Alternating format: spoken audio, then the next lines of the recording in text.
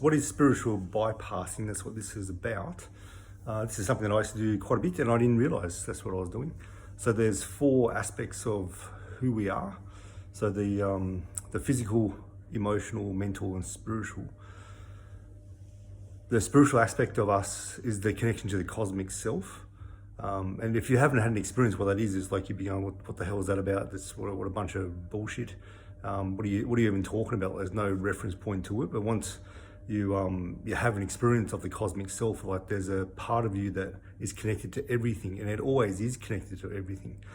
People who have had near-death experiences and come back, the ones that they say that the love that I felt in that space, it was just so loving. It was ever present. It's always there.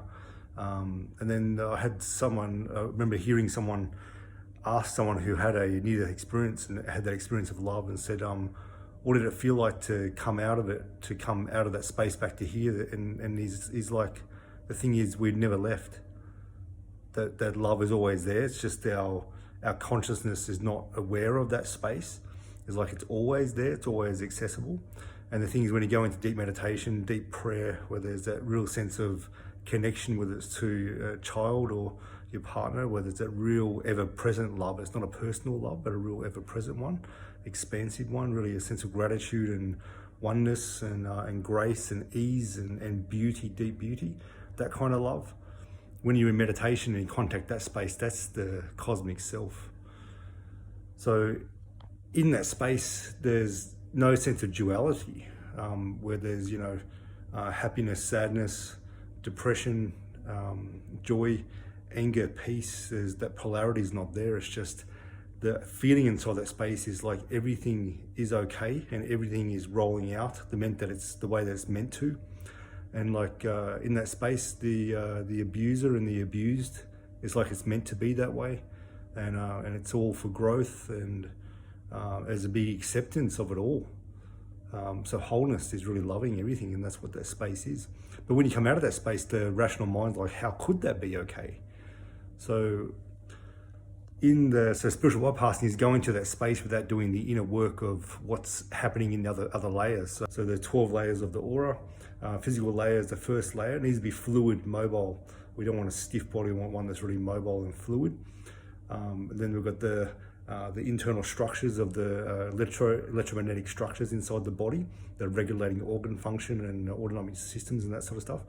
Then we've got the first etheric layer. So a lot of the person's health can be seen in this layer as well. So three physical, 3 emotional, 3 mental, and 3 spiritual. So to get to the spiritual layers, especially the 12th layer, that's that connection to that deep love. That's a big part of it right there.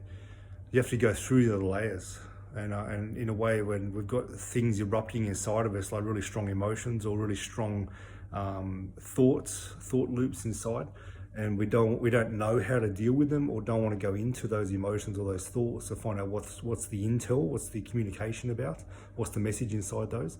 We go, I don't want to feel this emotion right now, so I'll go to my spiritual practice so I can go into this deep place of love.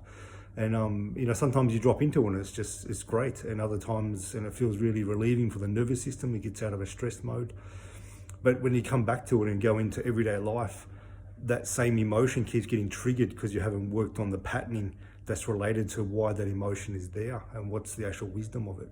So that's what I mean by bypassing. It's like a kid going to the place that feels good or the place that's familiar all the time, and not actually going into what's being shown up in your life all the time.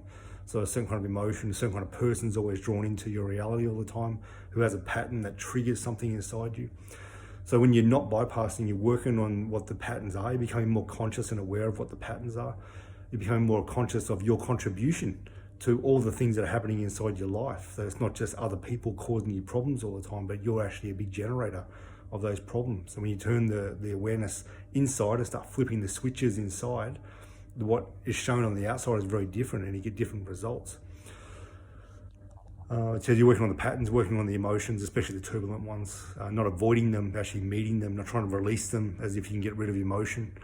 We can't get rid of emotion. We can balance out the psychology, what's happening with the emotions, and get the intel about what the emotion is trying to say. Because in the end, our emotions are there to help us. They're not trying to trip us up, even though it feels like it is when they're really erupting and there's a big swell pushing on you and things.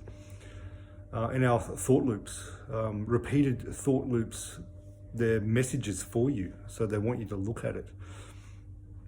So there's different kinds of meditation. Absorptive meditation, ones that drop you into that cosmic self, that cosmic love. They don't want to go into the emotion, don't want to go into the thoughts, and there's a reason for that. It's like they want you to get that real sense of that oneness into the absorption, and because the mind will give you thoughts and will give you emotions to go, I'm going to pull you away from this space. I'll see if you will attach to these, because it's the attachment to them that's the problem. So that spiritual space is working on attachments and non-attachment, not getting attached to things that really we don't need to be attached to all the time. So there's a time and place for working with inner stuff, and there's a time and place for working with absorption meditation.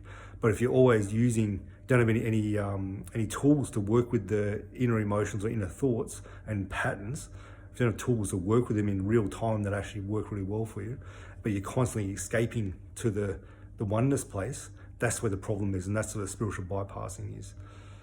And that's it shows up in toxic positivity. People always want to escape upwards through ascension practices and things like that. It's like this whole process is about descension. It's about bringing what's in the higher self and what's in heaven, bringing it onto the earth, and being the best integral you, being a leader in your life, using all your wisdom in every aspect of yourself, gaining more awareness of the inner landscape inside you, and have more access to it, especially access to parts of your soul that's never been worked on before. That's all descension process. It's actually bringing light into your darkness. So that's what real hard spiritual work is about, and spirituality is difficult. That thing you don't want to shift, the thing that's so hard, a habit to break or habit to pick up that'd be really good for you. You don't want to be telling the truth. You always want to manipulate the truth all the time, and you find that really hard to break, for example. Those are things that need to be changed, and the things that are really hard to change, that's when we're really going into deep spirituality just there. It's not about just escaping the oneness all the time. It's about working on the stuff so that that sense of the fullest sense of yourself and your light can function in the world, and can function with the parts that haven't been integrated yet. So there's that sense of wholeness, because wholeness is about loving everything, and that's including the parts of you that feel disgusting, that feel shame, that feel deep rage and hurt. We want to love that especially.